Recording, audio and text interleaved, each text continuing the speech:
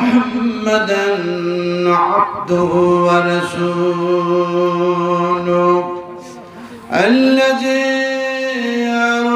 أرسله بالحق بشيرا ونذيرا وداعيا إلى الله بإذنه وسراجا منيرا فقد قال الله تبارك وتعالى في كلامه المجيد وفي فرقان الحميد أعوذ بالله من الشيطان الرجيم بسم الله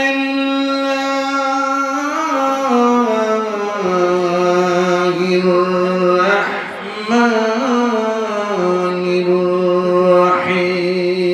الرحيم إن الله وملائكته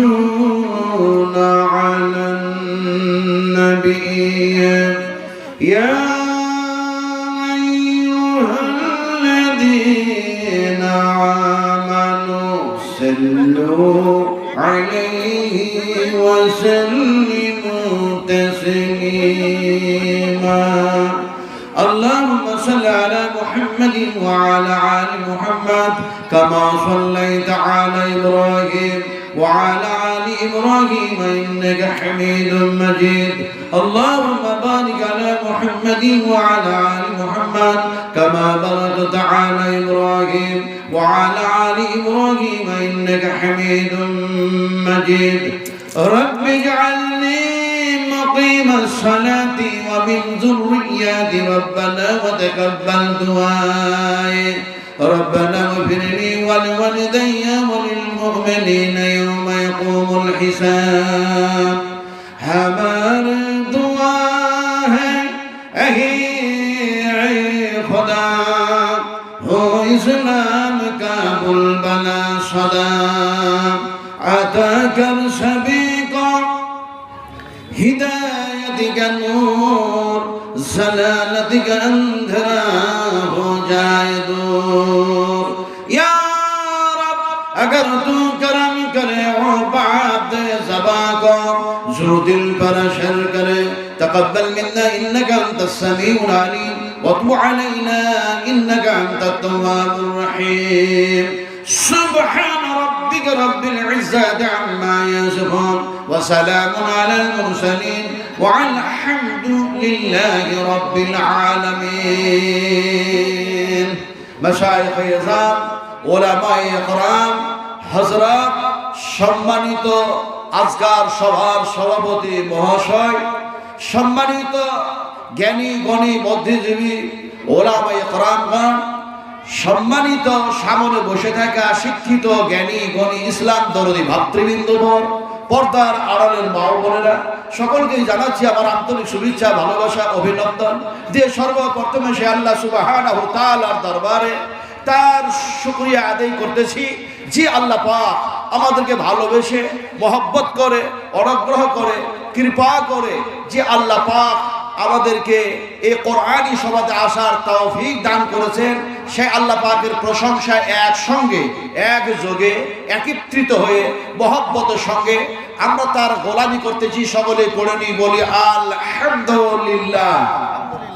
আচ্ছা এখানে যতগুলি মানুষ আমরা আছি যতগুলো মানুষ আছি বসে আছি আমরা কি বসে আছি কথার জবাব দেন জি আমরা কি বসে আছি না আল্লাহ পাক আমাদেরকে বসিয়ে রেখেছেন এই কথাটাই ঠিক তাহলে আমরা কি এখন আছি বলুন যে আল্লাহ পাক আমাদেরকে বসায় রাখলেন নিখুঁত নির্ভেজাল অক্সিজেন দিয়ে যিনি আমাদেরকে জীবিত রাখলেন সেই আল্লাহ পাকের প্রশংসা করলে আমাদের প্রশংসা করতে কোনো আপত্তি আছে না জোরে কথা কর না আপনারা মনে মনে হিসাব করছেন তাই তো 2024-এ মোদী সরকার যদি জিতে আর আমাদেরকে যদি তেড়ে দেয় তো এই সময় আর প্রশংসা করে লাভটাই বাকি এরকম মনে মনে চিন্তা ভাবনা করছেন নাকি এরকম চিন্তা ভাবনা করছেন করেন না তো তাহলে আল্লাহ সুবহানাহু তাআলা প্রশংসা যদি আমরা করি আর আল্লাহ যদি আমাদের প্রতি সন্তুষ্ট হয়ে যান, রাজি হয়ে যান, খুশি হয়ে যান, তাহলে পারে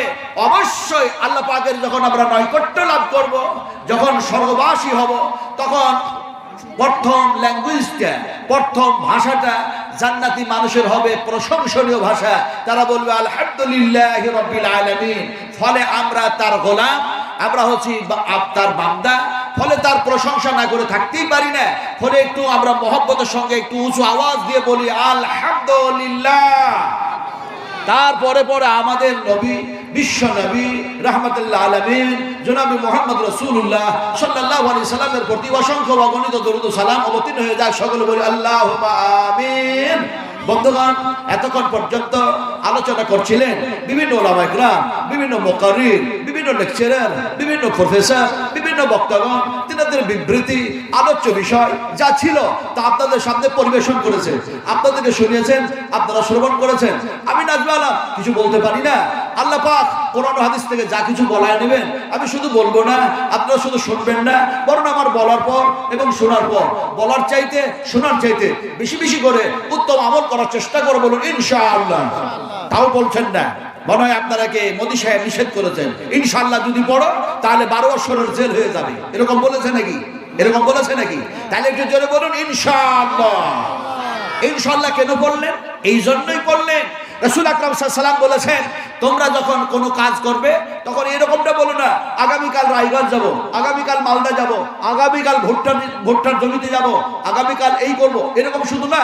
এটা সম্পূর্ণ ভাষা না, এটা সম্পূর্ণ যেন কমপ্লিট ভাষা নয়। যার জন্য রাসূলুল্লাহ সাল্লাল্লাহু আলাইহি ওয়াসাল্লাম বলছেন তোমরা তার সাথে সাথে বলে নিও ইনশাআল্লাহ। ইনশাআল্লাহ যদি পড়ে নাও, সেই কাজটা যতই জটিল হোক, যতই কঠিন হোক, আল্লাহ সুবহানাহু তাআলা সে কাজটাকে সহজ করে দেবেন, সহজে পরিণত করে দেবেন। ফলে আমাদের ইনশাআল্লাহ পড়তে কোনো আপত্তি আছে? এটার জন্য কোনো আছে? যদি আমরা ইনশাআল্লাহ পড়ি তাহলে ইনশাআল্লাহ ভাষাটা কি, শব্দটা কি, ল্যাঙ্গুয়েজটা কি? এটা কোরআনের আয়াত না এটা বিশ্ব নবী মুহাম্মদ রাসূলুল্লাহ সাল্লাল্লাহু আলাইহি ওয়াসাল্লামের হাদিসের ইবারত? এটা তো আমাকে বুঝতে হয়। আমি যদি নামাজ পড়তে যাই, আমি যদি সালাত আদায় করতে চাই, এটা মন্দির না এটা মসজিদ, এটা তো আমাকে চিনতে হবে না? হবে না? এটা হবে না? হবে না? তাহলে ইনশাআল্লাহ এটা বিশ্ব নবী মুহাম্মদ সাল্লাল্লাহু আলাইহি ওয়াসাল্লামের হাদিসের ইবারত নয়, এটা হচ্ছে আল্লাহ সুবহানাহু তাআলার কালাম, আর সেটা কোরআনের মধ্যে কোট করা হয়েছে। ফলে আমরা ইনশাআল্লাহ একটু জোরে পড়ে নিই, কোরআন তেলাওয়াত করা সমতুল্য নাকি পেয়ে যাবো ইনশাআল্লাহ। একটু জোরে বলেন ইনশাআল্লাহ। যেমন কোরআনের এক জায়গায় এসছে এরকম ভাবে ইনশাআল্লাহু মিনাস সাবিরিন ফালাম্মা আসলামা ওয়া তাল্লাহু লিল জাবিন ওয়া নাদাইনাহু ইয়া ইব্রাহিম। আমি এই শব্দগুলি দিয়ে, এই আয়াতগুলি দিয়ে, এই বাক্যগুলি দিয়ে হযরত ইব্রাহিম আলাইহিস সালাম এবং ইসমাঈল আলাইহিস সালামের ওয়াকিয়া বর্ণনা করতে চাইছি না। তবে করলাম কেন, তেলাওয়াত কেন করলাম? ইনশাআল্লাহ এটা কোরআনের মধ্যে এসেছে, তাই কোরআন তেলাওয়াত করলাম। আপনারা শুনলেন, রাসূলুল্লাহ বলেছেন কোরআন তেলাওয়াতকারী তেলাওয়াত করে যতটা সওয়াব পায়, কোরআন শ্রবণকারী ততটাই সওয়াব পেয়ে থাকে এবং আল্লাহর রহমত তাদের উপর বর্ষিত হয়। জোরে বলুন সুবহানাল্লাহ। তাও সুবহানাল্লাহ পড়লে মনে হয় কাবিরা গুনাহ হয়ে যাবে নাকি? হ্যাঁ, তাহলে একটু বলুন, জোরে বলুন সুবহানাল্লাহ। এটা আপনারা কি পড়লেন? সুবহানাল্লাহ এটা তাসবিহ, জিকির। যেমন দেখবেন আসসালামু আলাইকুম রাহমাতুল্লাহ, আসসালামু আলাইকুম রাহমাতুল্লাহ, ডান দিকে বাম দিকে সালাম ফেরানো, তারপরে আল্লাহু আকবার, আস্তাগফিরুল্লাহ 3 বার, তারপরে কি কি কি কি সেগুলি পড়লো। পড়ার পর তারপরে দেখা যায় সুবহানাল্লাহ সুবহানাল্লাহ। না আপনারা পড়েন না? পড়েন তো, পড়েন তো। এটা কি? এটা কি বলুন? তাসবিহ। হ্যাঁ, কি এটা? যদি এটা মনে করি শুধু তাসবিহ, শুধু জিকির, তাসবিহের মধ্যে সীমিত নয়, জিকিরের মধ্যেও সীমিত নয়, এটাও যেন দেখা যায় আল্লাহ পাকের যেন কালাম, আল্লাহ পাকের যেন কথা, এটাও যেন কোরআনের মধ্যে কোট করা হয়েছে। সুবহানাল্লাহ। যেমন কোরআনের এক জায়গায় আসে, আপনারা কি বিরক্ত হচ্ছেন নাকি? আমি গজল টজল খেয়ে সময় নষ্ট করতে পারবো না, আপনারা জানেন, বারাবরের জন্য আমাকে আলহামদুলিল্লাহ যদিও প্রায় 70 বছরের কাছাকাছি আমার বয়স হতে যাচ্ছে। আপনারা কি মনে হচ্ছে নাকি আমার বক্তব্য শুনে আমি 70 বছরের বুড়ো, এরকম মনে হচ্ছে নাকি?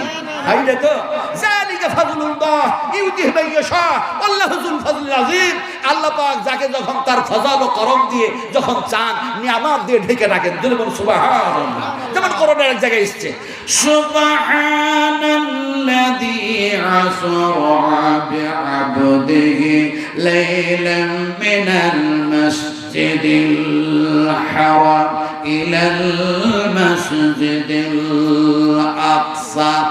আমি আয়াত দিয়ে এই শব্দ দিয়ে বিশ্বনবী মুহাম্মদ রাসূলুল্লাহ সাল্লাল্লাহু আলাইহি ওয়াসাল্লামের মিরাজের কথা আলোচনা করতে চাইছি না। তার মানে আমরা যে সুবহানাল্লাহ তাসবিহ পড়ি জিকির করি আর এদিকে সুবহানাল্লাহ কোরআনের মধ্যে শব্দটা চলে আসলো, বুঝাতে চাইছি সুবহানাল্লাহ জিকির করি, কিন্তু জিকির করার সময় যদি আমাদের জ্ঞান, আমাদের গরিমা, আমাদের বিবেক, আমাদের বিবেচনা, আমাদের সেন্স, আমাদের সমস্ত সবকিছু এরকমটা হয়ে যায়, আল্লাহ তুমি হলে পাক, তুমি হলে পবিত্র, সুবহানাল্লাযী তুমি পাক, তুমি পবিত্র, সমস্ত ত্রুটি থেকে সমস্ত যেন দেখা যায় এমনি করে যত রকমের অন্যায় আছে তা থেকে তুমি হচ্ছে পাক, তুমি হচ্ছে পবিত্র। ফলে তোমার আমি বান্দা, আমি গুনাহগার, আমি পাপাচার, আমার পাপের শেষ নাই, আমার ভুলের শেষ নাই। এই সেন্স নিয়ে যখনই বলবো সুবহানাল্লাহ, মনটা যেন কেঁপে যাবে, হৃদয়টা ভয়ে ভীত হয়ে যাবে আল্লাহ। আর আল্লাহর ভয়ে ভীত যখন হয়ে গেল, আল্লাহর পবিত্রতা বয়ান করতে গিয়ে চোখের কোণ দিয়ে যেন অশ্রু প্রবাহিত হলো। এই অশ্রুটা নাকের ডগা পর্যন্ত পৌঁছায় না, নাকের অর্ধেক পর্যন্ত আসার আগে আল্লাহ পাক লক্ষ্য করেন আর বলেন, বান্দা আমার পবিত্রতা বয়ান করতে গিয়ে তোমরা যখন ক্রন্দন করে ফেলেছো, আমি আল্লাহ সুবহানাহু ওয়া তাআলা তোমাদের সঙ্গে কথা বলছি। ইন্নাল্লাহা গাফুরুর রহিম। আমি আল্লাহ তোমাদের জীবনের গুনাহ খাতা মাফ করে দিলাম। সুবহানাল্লাহ। এবার সুবহানাল্লাহ বুঝেছি তো কি? সুবহানাল্লাহ। আল্লাহ হচ্ছেন পাক, তিনি হচ্ছেন পবিত্র, তার পবিত্রতা বয়ান করলেন। এবার আপনাদেরকে বুঝায় যে কোরআনুল কারীমের মধ্যে এসেছে সুবহানাল্লাহ শব্দ, যে কোরআনুল কারীমের মধ্যে এসেছে ইনশাআল্লাহ শব্দ, এই কোরআনটা যখন আপনি পড়তে যাবেন সর্বপ্রথম কোরআনটা খুললে একটা শব্দ পাওয়া যায়। কি পাওয়া যায়? বিসমিল্লাহির রাহমানির রাহিম। আপনারা পড়বেন না? মনে মনে চিন্তা করছেন তাই তো। 22শে জানুয়ারি আমাদের মসজিদ ভেঙে দিল, মন্দির বানায় উদ্ঘাটন করতে যাচ্ছে, শুনেছেন তো নাকি? আর এদিকে এই পাগলেরা কত বড় পাগল হয়, মাথা মোটা মানুষ হলে কত বড় তার মাথা মোটা হয়। হ্যাঁ, তারপরে দেখা যাচ্ছে এরোপ্লেন খরচা ফ্রি, তারপরে ট্রেন ফ্রি, তারপরে খাবার ফ্রি। কি এক আনন্দ!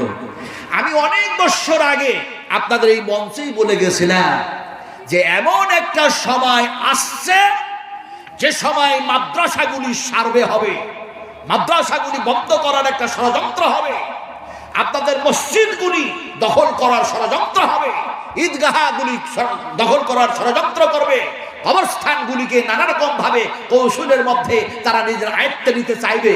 এখন দেখা যায় সেগুলি একটার পর একটা বাস্তব হচ্ছে। কথাটা বলতেছিলাম, এরা হচ্ছে এক ধরনের যেন মাথা মোটা মানুষ। এরা বুঝতে পারছে না যে আমরা যদি মারা যাই তো মারা যাওয়ার পরে আমাদেরকে যিনি মারবেন আমরা তো এই অবস্থায় থাকবো না। আপনারা বলুন, আমরা যদি মারা যাই, আল্লাহ যখন মারবে আমাদের দেহটা কি এরকম থাকবে? কথা বলুন না কেন? এরকম থাকবে? তাহলে কি হবে? কি হবে আমাদের দেহটা? মিনহা খলাকনাকুম ওয়া ফিহা নুঈদুকুম ওয়া মিনহা নুখরিজুকুম তারাতান উখরা। এই আল্লাহ পাক যেন বলছেন, আমি তোমাদেরকে পানি, মাটি বিভিন্ন কেমিক্যাল দিয়ে সৃষ্টি করেছি, মেরে দেব, মাটি দিয়ে মিশাইয়া দেব, তারাতান উখরা, আবার দুইবার সৃষ্টি করব। সুবহানাল্লাহ। এখন মাথা মোটা কেন বললেন? এরাকে মাথা মোটা এই জন্যই বললেন, তোমরা যার জমিনে মন্দির বানালে সেই মন্দির যেন উদ্বোধন করতে গিয়ে আজকে তোমরা আনন্দ আর খুশি যে করতে চাইছো, কিন্তু আল্লাহ সুবহানাহু ওয়া তাআলা বলছেন, বান্দারে তুমি কি একটুকু না আমার দিকে লক্ষ্য করলি না? আমার জমিনে যেন চলাফেরা করে, আমার সৃষ্টিগুলি দেখে তোমরা কি এতটুকু স্মরণ করলে না যে নিশ্চয় আমাদের স্রষ্টা একজন, তার নাম হচ্ছে আল্লাহ। তার নাম কি আপনারা জোরে বলতে পারেন কিনা দেখিয়া? তার নাম কি? আরো জোরে বলুন, কি না? জোরে সবাই বলি, আল্লাহু লা ইলাহা ইল্লাহু আল হাইয়ুল